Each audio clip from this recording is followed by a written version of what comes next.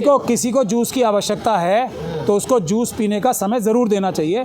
किसी के इंजरी हो जाती है, चोट लग जाती है, किसी को धक्का लग जाता है कुछ, तो उसको आप ये भी नहीं चाहते कि बेचारा अपना कुछ दिन जाके इलाज करा के सो के रेस्ट करके वो एकदम तरोताज़ा होकर दोबारा आए, तो ये ज़रा आपकी ज़्यादती है। लेकिन वाले तो कभी थकते नहीं है ना, वो तो संघर्षों के आदी होते हैं। लेकिन जब बाबा साहब थे तो देसी घी मिलता था, आजकल तो डालडा भी नहीं मिल रहा है, तो शारीरिक रूप से कमजोरियाँ भी आती है। लेकिन साथियों के नाम सुन लो जो कभी भी नहीं छोड़ के गए। सबसे बड़ी आपदा तो ईवीएम है देश के लिए, उसी से मुक्त करने के लिए हम लोग लगे हुए हैं। बीजेपी भी एक टाइम लगी हुई थी।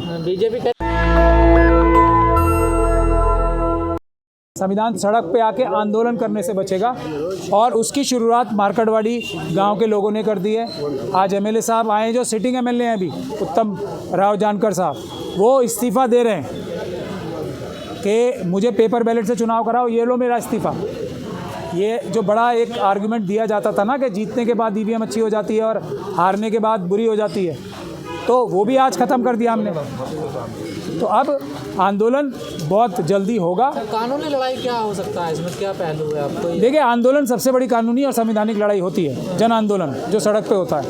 अब जब हालांकि मेरे केसेस में तो सुप्रीम कोर्ट और हाई कोर्ट ने रिलीफ देना शुरू कर दिया है, क्योंकि हम लोग पूरी तैयारी के साथ जाते हैं और पूरे तथ्यात्मक सबूतों के साथ जाते हैं। तो लेकिन फिर भी एक लड़ाई है।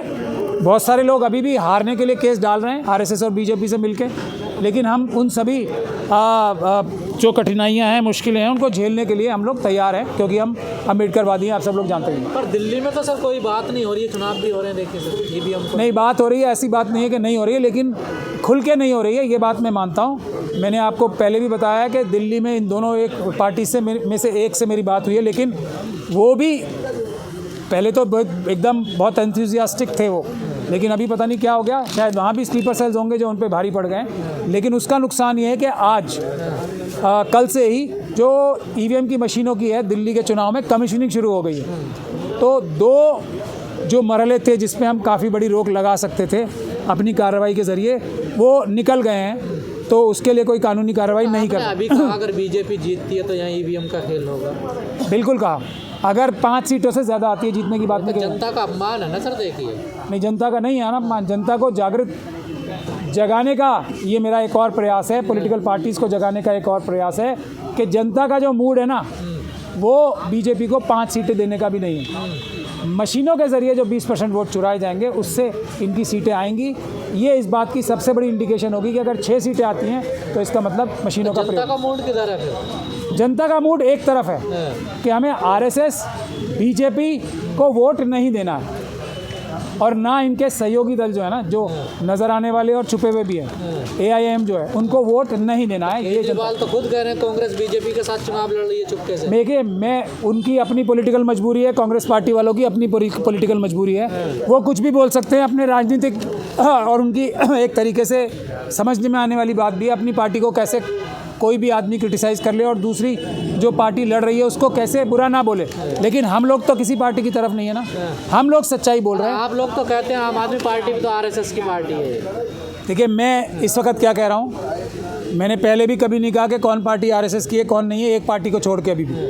अभी मैं क्या कह रहा हूँ, तो आम आदमी पार्टी आरएसएस से नहीं है। अभी इस बारे में मैंने कुछ बोला है? आप अम्बेडकरवादी तो ये नाम नहीं ले रहा। बाबा साहब की बात तो सुन ले पहले। बाबा साहब ने क्या कहा था, ये सबसे महत्वपूर्ण टाइम है उस बात को याद करने का। आरएसएस और जनसंघ के साथ कभी भी कहीं ना जाएं, बाकी किसी के साथ जा सकते हैं मजबूरी के हालात में। वही बात आज सबसे ज़्यादा उचित है याद करनी। ऐसा नहीं है कि ईवीएम के बारे में और पेपर बैलेट के बारे में बात नहीं हो रही है। एक भी कैंडिडेट आप चले जाइए, कांग्रेस पार्टी का हो या आम आदमी पार्टी का हो, आप जाके बात कर लीजिए, वो सबसे पहले यही बोलेगा ईवीएम का क्या होगा। लेकिन अभी स्लीपर सेल अपनी लीडरशिप पे और अपने वर्कर्स पे भारी हैं, ये बात मैं मान रहा हूँ, क्योंकि आरएसएस का इतना बड़ा पूरा का पूरा निज़ाम और संगठन स्लीपर सेल को सपोर्ट करता है। दिल्ली चुनाव है, 5 फरवरी को वोट पड़ने, आपका किस तरफ है मत सर? मैं देखिए, मैं बार बार ये ऐलान कर चुका हूँ, मत बाबा साहब के उस जो सीख है उसके ऊपर है। भारतीय जनता पार्टी को वोट नहीं देना है, और जो उनका सहयोगी दल है, 2-3 दल हैं, एक उसमें से एआईएम भी है, तो उनको वोट नहीं देना है। बाकी जिस कॉन्स्टिट्यूंसी में जो भी कैंडिडेट अच्छा हो, आपको फ़ायदा पहुंचाता हो, उसको वोट दें और उसके ऊपर लगाम कस के रखें कि आरएसएस और बीजेपी के खिलाफ उसको असेंबली में खड़े रहना।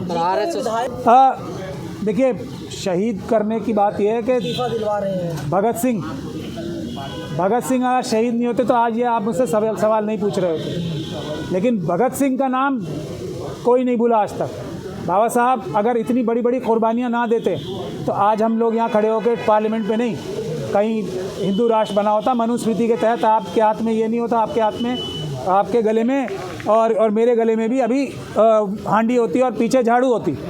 तो कुर्बानी से ही इंसाफ और बराबरी आती है, कुर्बानी से ही इज़्ज़त और वक़ार आता। सर, बहुत बड़ा मूवमेंट चलाया था आपने।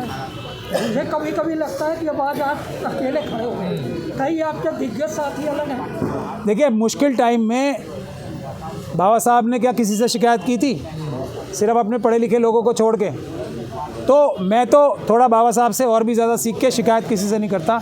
मैं हर एक व्यक्ति की मजबूरी समझता हूँ कि कब तक इन मुश्किल हालात में कौन कौन साथ खड़ा रह पाएगा।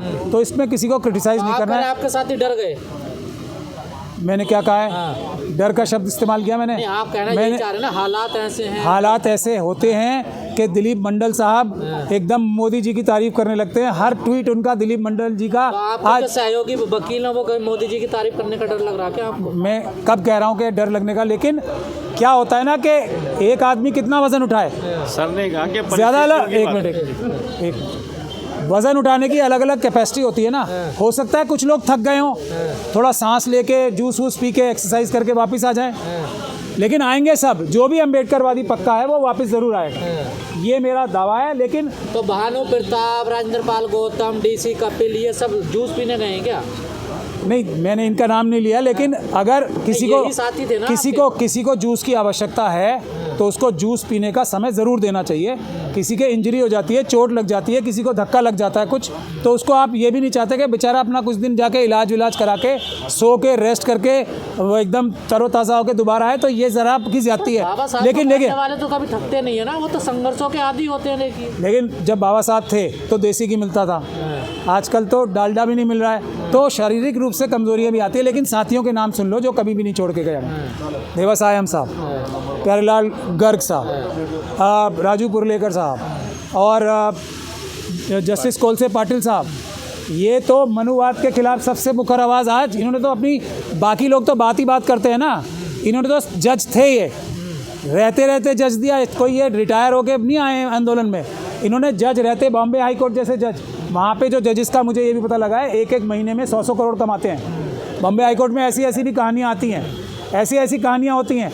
इतना बड़ा अगर पैसे में ही तोला जाए, वैसे तो इज्जत विकार भी जज की बहुत होती है, वो भी छोड़ के खड़े हैं बात। इन्होंने कभी साथ छोड़ा? पर दिल्ली में बीजेपी ये कह रही है आपदा मुक्त करनी है दिल्ली। अब सबसे बड़ी आपदा तो ईवीएम है देश के लिए, उसी से मुक्त करने के लिए हम लोग लगे हुए हैं। बीजेपी भी एक टाइम लगी हुई थी। बीजेपी कह रही केजरीवाल आपदा हाँ दे।